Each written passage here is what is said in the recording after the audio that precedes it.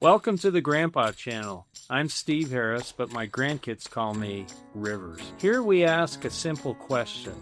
What did life teach you the hard way? Because a lifetime reveals things you can't learn any other way. On this show, we sit down with people who've lived a little, stumbled a little, and learned a few things along the way. So pull up a chair, because what a lifetime reveals can steady another. Good morning and welcome to the Grandpa Channel. I'm Rivers. Given name is Steve, but you can call me Rivers. And I'm here with one of my very, very, very best friends. Art is one of those people in your life who listens and is a fountain of wisdom. And I have leaned on Art for various things over the years and have found that his wisdom and ideas have blessed my life. So I'm going to really hit you with a tough question right off the bat, and that, what has life taught you the hard way? Well, that's a difficult question. I suppose that we all go through difficulties that we have to face and grab onto. There's no avoiding that. Even those people who appear to have a charmed life, in many instances, are suffering in deeper ways than we know. And it's important not to assume that somebody is doing just great. There are often cracks in the veneer that, if you look closely, you can see. I would suppose that probably the most difficult situation that I've had to deal with in my early life were the divorces that my parents went through. They were married in 1955, and I was born in 57. Had a good marriage for the first probably 3 years or so, and then things began to fall apart. I was born in Brooklyn, New York, and we moved cross country, ended up in the Los Angeles area, actually in Compton. So my first memories are really I'm straight out of Compton. So my first memories are of California, and my father was gone a lot. He was working on developing translator stations for TVs.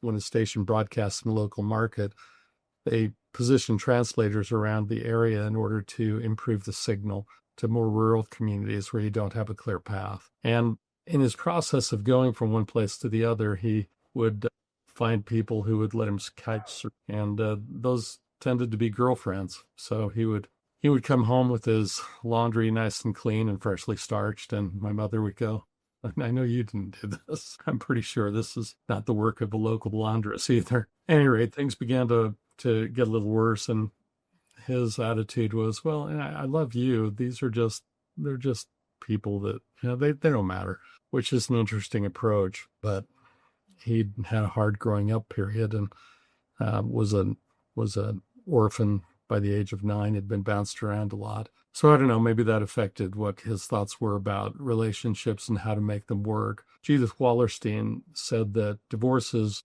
in the lives of children are, one, the end of childhood. I think that's accurate. And two, they're like an earthquake with multiple aftershocks. They keep coming, and you learn to be wary of commitment, wary of making things right, but you also hope to make commitments work and to have a relationship that will work. I learned to be fairly fearless early on about approaching anything that I wanted to do. But at the same time, I was always aware of where the back door was. I could slip out the side window, whatever it took. So the pathway to marriage for me was fraught with difficulties. And I think the marriage is one of the most important decisions that you can make. And for me, I lacked the confidence to believe that I could make a good decision in that direction. I'm exceptionally grateful to my wife for the 43 years of marriage that we've been through so far. And I'm well aware that I could probably still mess it up. Thankfully, she's forgiving and loving and kind, and I'm very grateful for that. So that forms the genesis of what I would say is a major hardship. Now, there have been job difficulties, there have been illnesses, there have been other things that have come along. They've also been difficult to work with. And in the midst of holding relationships together, those things can sometimes become catalysts to either draw your relationship closer or they can tear it apart. I approached marriage gingerly, to say the least. I knew my wife for 2 years before we began to date, but She's been a great blessing. We knew each other for a couple of years, and then we dated for 3. Any sane person would have been able to see that this is a good relationship. You should move forward with this. But I wanted to have a full on yes or no from higher powers that this made sense. So I spent a fair amount of time fasting and praying and trying to figure out whether this was the right thing or not. And eventually, I did receive an answer. That answer was, you decide and I'll bless you. And so with great trepidation and with a feeling that I might vomit at any time, this is so unromantic, but you're talking about somebody who was part of the walking wounded from a relationship perspective, but she was in love with me, and frankly that's probably what caused it to work. There's an old Irish proverb that says, don't marry the one you love, marry the one that loves you. Real. Yeah, that may sound a little off, but if you think about it from the Savior's perspective, who loves us more and who's willing to give as much as he did? It's actually a great compliment to the person who loves you, and it recognizes their greater strength and power. So I'm thankful that my wife loved me enough to oversee my flaws and look beyond them, and has been a wonderful wife and mother for all these decades, now that we're in our 5th decade together. Wonderful. One thing that I know quite a bit from over the years that we've talked about your dad, but what positive lessons did you take away from your dad? Maybe what not to do, or did you learn some other lessons from him that you found surprising? That's a good question. My brother and I have a joke. It's not really that funny, but when we're in difficult circumstances, we think, what would our father do? And then we do almost the opposite, and it usually works out fairly well. Yeah. Yeah. There are 2 sides to relationships and how we learn from each other. If we love each other, then we tend to have a unity with each other where we're all working together. If there's a problem, then on the other side, you can still be enthralled to each other, whether there's love or whether there's not. And I believe I loved my father, but I didn't trust that he would do the things that were going to be beneficial in our relationships. And the switch that came for me was not to be, here's where you have maybe a loving relationship, and on the other side, a distrustful relationship. It's still the same tidal pool. It's still the same gravitational well that you're dealing with. But when you can actually recognize the person's good points and say, okay, you are doing this right, you're doing that right, recognize these good things. Escaping that was an important development in the arc of understanding and working with relationships. I have a son-in-law, wonderful young man, not young, he wouldn't think young anymore, but I think of him as young, Adam, who told me a little while ago, he said, I really like the way you guys work in your family. So often in our family, we have a disagreement and we kind of gloss over it. We won't really talk it through. It'll just pop out. Sometimes it's harbored for years. In your family, and I'm with my wife, with Jessica, my oldest daughter, she says she brings something up, we go through it, and then it's over. It's done. And when it's done, it's done. It's not something that you harbor. I thought that was a great compliment. One of the issues that, and I'm not sure that it's true for everybody, some people, and there are times when I think in my life I've just wanted, let's get this over with, let's figure it out, let's talk it through, end it. Whatever we need to do, let's move it to its best termination point. And at times, there's more wisdom in waiting. And I'm not sure that I always know when that is. I try to listen and try to figure out whether it's time to let it go and just wait. When I was dating my wife, and she swears this isn't true, but I assure you it is. When I was dating her, she would often ask me, or I would ask her something about an opinion about something or other, and she would ask me, well, what do you think? And I knew what I thought, but I said to her, I don't want you to be influenced by what I think, because I do, and I'll tell you, but I'd like you to express your thoughts first so that you don't feel like you're just having to agree with me. I want you to simply be you. And she would often go quiet. And I had developed an ability to simply be quiet in return.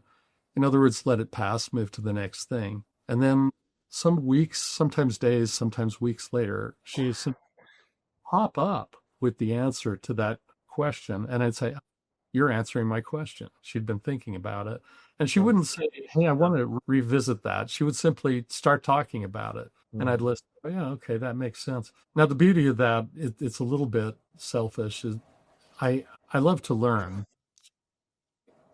I want to learn what other people are thinking because sometimes they come up with a point of view that I hadn't considered. And I end up saying, that makes sense. I should alter my thought process and add that to whatever it is that we're talking about or working through. There's always something to add to the horizon of, well, as I grow older, I call it the horizon of my ignorance. It continues to expand. It's larger as years go by. Probably that's one of the greater benefits that I've had. With regard to relationships, I believe they are some of the most important things that we can have. Emerson wrote, I will not treat friendship daintily, but with roughest courage. For when they are real, they're not thin glass threads or frostwork, but the solidest things. It's a treasured thing when we can be ourselves with others and love people as they are. Yes, learn more, grow more, increase, improve. Those are givens. If somebody is unwilling to continue to grow and they're headed for a collision, it's going to be a problem when the red lights come and they just plow through traffic. It's not a good idea to do some of those things. So you recognize the signs, you learn to move forward or move or wait. And I think those are things that I learned at least partially from my father in dealing with him. He was difficult. He was difficult to deal with. And so when I deal with difficult people in many instances, I find myself saying, you're really not that difficult to deal with. I've seen worse. That's right. I've seen. Art, when in your life do you feel the most alive? I mean, that brings you the greatest joy. And tell me why it gives you such joy. Well, that's a good question. I feel most alive, most happiest when I'm contemplating and engaging in the process of creating and being in the neighborhood of beauty. Really? Whether it's skiing through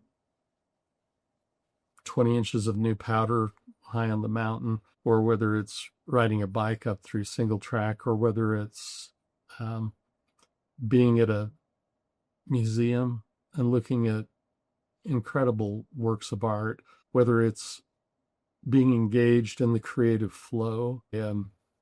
I've always liked and been involved in some form of art. When I was a little boy, I would spend a lot of time drawing. And as I moved forward in school, I found myself always drawn to just making things, just creating things. I did that all through high school in a lot of different ways. In high school, I used to carve signs for businesses. I would trade them for things that I didn't have money for. If I needed a new pair of ski boots, I'd target a ski shop and say, you need my signs. Figure out something that I could do that was a great deal for them and good for me. As I got older, and I worked in a lot of different media, but as I got older, I found myself moving more toward writing. When you're in the midst of a creative flow and are able to create something that somebody reads or that I read and go, that worked. That worked. It's or understanding and appreciating the works of others. It's a lovely thing. When I'm with somebody who likewise enjoys, who finds similar joy in those things, it's amplified. It's even better. It's a wonderful process to be able to be part of that creative strength that some people refer to as flow. When you're in flow, everything's working. And it doesn't matter if you're being hit by bricks or windows are shattering all around you. When you're in a state of flow, everything's working. It's both time slowing down and time speeding up. It's everything coming together in a different way. Teaching, I enjoy teaching. And then people have asked me, well, aren't you afraid? I said, no, I'm not at all. Give me a room full of very bright people. They're the most fun to teach. Because really all you have to do is just ask a few questions. And if you ask a few questions, You can moderate the flow through the questions, work toward insights. And insights are the process of getting the water to boil. You bring it to a boil, and it just begins to pop up with new ideas. The branches of spring, new flowers, everything is just radiating out of that thought. So it's not so much the sage on the stage. I'm not particularly enamored of that approach to teaching, but rather ask a question, draw it out, and recognize that even those who may not seem to be oracles often have much to offer. Mm-hmm. Just allow the time for it to happen. Give them room, and they'll, if they're willing, if they feel able to speak their mind, good things will come of it. The job of a teacher is really just to recognize when there's a good thread, pick it up, move it on, ask for amplification, allow it to move forward. It's not so much sharing what you know as it is amplifying what they know and helping them to find those central pieces that really add to something beautiful. And then encouraging it. It's pretty simple. How do you personally get to a position where you've got that, you're in the flow? Well, for me, it's critical, and it's been very helpful to me to, when I get up every morning, I spend some time in prayer, and I'm constantly trying to improve my prayer. I'm not naturally an incredible grateful person, but I spend time working through what I'm grateful for in the difficult things that I'm dealing with, the problems that sit before me. How can I find the good in it? And the process of thanking for what I've received, though it may not be precisely what I thought I ordered when I walked into the great restaurant of life. It's funny, the dish that shows up isn't always what you thought it was going to be. Sometimes it's humble pie and you didn't order it, right? I seem to get that as an appetizer almost every day. So getting into a state of flow is, I think, a process of getting into, as much as possible, a unity with the divine, being a part of that and recognizing it and approaching it with reverence and dignity and being grateful for it is really, it's been seminal in helping me to get to a state of flow. I was looking at the story of Sherem in Jacob, who is the first Antichrist that you have. And I thought, I wonder if that's a Hebrew word. I looked it up and just Googled the word, and it came up. Yes, it is a word. It's Cherim. And it means to be fully dedicated. But the interesting thing is it can be a full dedication to good or a full dedication to evil. It's a sealing up of your efforts. And when we are sealed up to evil, it's a bad place to be. The creative flow can be both negative and positive in nature. And in order to have the creative flow be a building process, you need to be able to work in that flow that cycles upward. Think of a whirlwind growing larger and larger as it arcs over to the top. It can also lead to destruction on the other side. So I think that the word Sherem in the Book of Mormon isn't actually the name of the guy. I think they simply referred to him as what he was. It's more of a type. And over hundreds of years, they referred to him as that man who was sealed up. It's recognizing two sides of the same coin. There's a positive flow and there's a negative flow. Art, in many instances, leads people to a dark flow. And there can be good in that, because in order to really create, you need to have honesty. And that honesty is often found in letting go of everything and just free falling back into whatever it is that life has around you. Mm-hmm.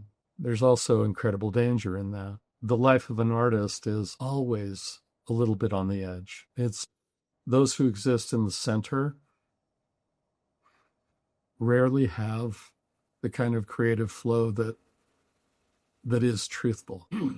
It ends up being something like Soviet art. It can be executed well, but it's simply more, the art of the Third Reich. It's not to say that there weren't talented, skilled artists, and some of the best art to come out of the Soviet Union is peasant art, the art that, where people were painting things that were not part of the collective, so to speak. And we in America, of course, tend to be very individualistic. And that individualism can also be a problem. There is wisdom in acting together. And being part of the flow requires us, I think, to be one with the author of that flow. And if we can find a way to the author of that flow, then our art becomes stunningly powerful. And our art could be any sort of thing, not just a painting or a Absolutely. music. It could be, I mean, it could be a million and one different things. It's how we move through life. It's how we move. It's the arc of days. It's the walk of, it's both the run as well as the silently standing for a moment. It's all things rolled together in one. It's your past, your present, your future. And it comes with a great spark of humility. It's not so much that we're doing everything right in any moment, but it is realizing that we're moving toward that rightness. It's like tuning into a radio frequency. In the old analog days, you could tune across a frequency and you'd have it gradually come into phase. And once you're phase linear, you have the of that waveform working with that in FM, that 2 meter waveform that is absolutely tuned in, and you're getting a crystal clear signal. I love being in the midst of that signal. Mm-hmm. When I'm really tuned in, when I can feel it coming across on all sides. It's just fabulous to be in the midst of that. And it can happen almost anywhere. Mm-hmm. Almost anywhere. Do you think that you can command it though, Art, or is it something that you kind of surrender to or submit to, and then it comes when it comes? I think it's both. Artists who are the most successful just create. They work. Their production is awesome. Whether you're dealing with someone like Stephen King, he just learned to write consistently. Now, I'm not a horror fan, but I recognize that he has created a lot. Look at if you look at Monet, there is a lot of Monet out there. There is a great deal of it. He painted and painted. His canvases are available. Really, you can have a Monet for not very much money if all you want's a Monet. It may not be the best of his work, but he just produced. He worked and he worked. There are those who say that if you want to be a writer, they refer to their pen as the Nazi. The Nazi requires you to do it. It's a very hard thing to be. And yet at the same time, I believe at the core of it, we are all artists. We all have some beauty that's waiting to be released from within. And if people can see that, then they begin to work into the joy of life. Another kind of left field sort of question is, when you think about the younger people in your life, and obviously that could be kids, it could be grandkids, it could be friends, it could be people you come in contact with, what do you think younger people in your life may not yet see or understand about your journey? What would you like them to understand about your journey? Well, of course, as I look at my kids, as I look at the children of other people, I see them flinching at the difficulties, and there are major difficulties. There have been people who have said to me, I don't know whether I want to bring children into this world. I think that what I encourage them to do is maybe disconnect a little bit from the media that's feeding them. And if they can pull back and come to that sense of self, then a measure of optimism returns. I think I'm becoming, in a way, more optimistic with age. Many people have exactly the opposite. As they grow older, they become more pessimistic. If you look at the arc of Samuel Clemens' life, Mark Twain, he became very dark toward the end of his life. And that's a fairly common thing to do. I endured enough darkness when I was young that my climb into light is something that continues to increase. And I owe that to the gospel. I owe that to the truth of God as he is intersected in my life, and of the promises, the hope, the lively hope that Christ really is an answer. And that's been a gradual arc as well, learning and appreciating that over time. And I'm very grateful for it. I love that. And I guess, this kind of leads to another question too, is let's say that you have a random 28-year-old that runs across this podcast or knows you, and what would you hope lingers with this 28-year-old as he or she kind of marches forward into the future? I like to say that I have far more questions than I had when I was a 30-year-old, but I have the answers that I have are more powerful than they were when I was 30. Maybe that's interconnected with optimism. Yeah. Now, I remember when I was about 14 or so, we were having family-owned evening with a our stake patriarch. His name was Wilfred Edling, and he we were living in Huntsville, Utah. So, and he was talking about the joy that people said that we shouted for joy when we learned that we would be able to come to Earth, get a body. And I asked, were we stupid? What were we thinking? We were shouting for joy. I'd be gripping the edge of the slide with all 10 toes and all fingers. No, I'm not going down there. Not this how could we be? This doesn't look like joy to me. And the world in many ways sucks the joy out of things. It's difficult.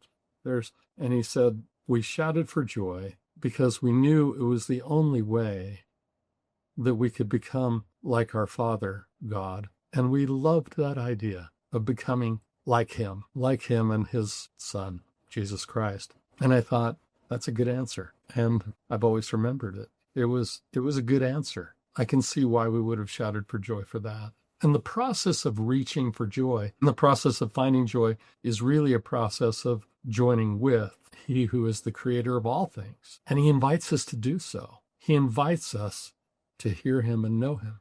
The word hearken means to hear and know. Hearken, hear me, know me. And I think, wow, what an invitation. How can we really do that? And I've found that through grace we can, not because of anything we're worthy of. Our efforts are weak. We're messes in many ways, but we sometimes really get on his wavelength, and that's a fabulous place to be. And that's flow, right? That's flow. Flow. And it's a reason for optimism. No matter what we're facing, it's a reason for looking forward, saying, even if we don't make it through, even if something happens, even if we end up like Shadrach, Meshach, and Abednego in the fiery furnace of life, even if we have all the difficulties of Job, we still can have faith that it will work. Life ends, sometimes prematurely, and there will be judgments that are made for those who create those endings and who abuse and create living hells on earth. But there is still a reason to be optimistic. And this is not just a philosophical conceit. This is a truth that I have found in my soul. And by found, I don't mean that it's come from within my soul, but rather it's a gift that's been given to me. I would ask that 28-year-old would just experiment and find out whether they too can find that truth. That's what I would hope, because it has led me from one light to another and to another. Great answer. Coming down the home stretch, I'm going to ask you, and you're a very modest man, but of course you have much to be modest about. That's what Winston Churchill. I fall in a similar category. But, putting all false modesty aside, what are a couple of superpowers that you have accumulated from the School of Hard Knocks / mortality that you'd like to share with us? I would say that when I am in flow, I have certain capacities, but without the Spirit working with me, it's so hollow. There's so little left to it. But when it's with me, it amplifies and becomes much more powerful. I would say that if I have anything approaching a superpower, it would be to dissect and help people solve the problems that they're facing, if they're willing to look for an answer. It's to reach back to a third thing, a tertium quid, something that we use to measure ourselves by, which is outside ourselves, and say, using these measures, here's an approach that you can use that I found useful And I find it humbling because I almost always recognize that in saying anything that somebody helping them out of a problem, I recognize that I face the same problem in some ways, perhaps in another area of my life. So it's not me bestowing wisdom on them by any means, but rather it's us together finding a measure of wisdom. And there's a difference between knowledge and wisdom. Knowledge is the acquisition of facts. Wisdom is the proper application of those facts. It's the difference between belief and faith. Faith is applied. Wisdom is applied knowledge. Those two flow together. So if we can apply what we've built on, if we can use the lessons of the past, if we can use those who have come before us and stand on their shoulders, we're likely to reach greater heights. If we don't, we don't. Mm-hmm. And that's not a happy place to be. No, but, it kind of, in my mind, Art, kind of to tie this all up, I love the discussion that we've had with flow. And I want to be in flow more often than I think I am. Maybe I am in flow at certain times when even I don't think I am. But to me, flow is being led by the promptings of the Spirit and Yes. acting upon them. Yes. And why would we not want to be in flow? Flow can be inconvenient, I think. Yes. And there's times when I don't feel like going to flow, but I know that I need to be in that place. I've loved our discussion. You're giving me a lot to think about over the last little while that we've talked. And I just really appreciate you as a friend, and thank you for coming on. That's it for today's episode of the Grandpa Channel. If something you heard made you laugh, pause, or see life a little differently, pass it along. We're gathering the lessons people learned the hard way, the stories, the second thoughts, and the wisdom that only comes with time. And we'd love to hear yours. What did life teach you the hard way? Until next time, keep the perspective honest and the stories coming. I'm Rivers, and I'm out of here.